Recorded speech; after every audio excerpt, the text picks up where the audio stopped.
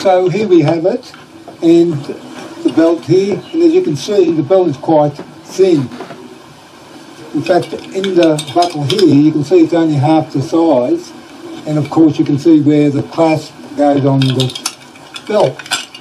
And this sometimes happens when there's a little bit more pressure on the belt. Bend over and got a lot of pressure on the belt. This may happen to some belts that are a little bit thinner. So what we've done, here's one we've done, and same belt, and what we've done, we folded it over like this and put it in, and we clasped it down like this. So if you stand by, we'll show you actually how it's done. It's quite an easy job to do. Let's go. So here we are. We've got the clasp here. I'll just put it on the side here near the vise here. And here's the belt.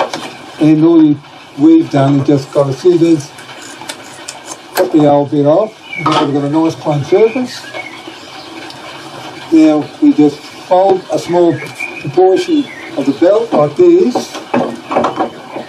And you see we put it in a vise,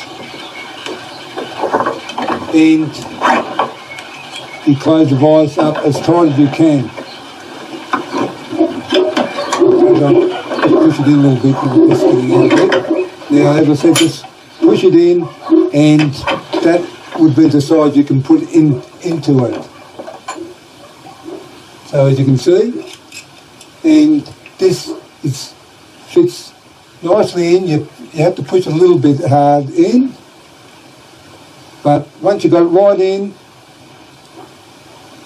you just squeeze the clasp like this. So you see it's quite tight fit. Once it's down, this thing is not going to come out of the buckle, as you can see. I hope this helps any people that have this problem. And well, I suppose, well, that's about it.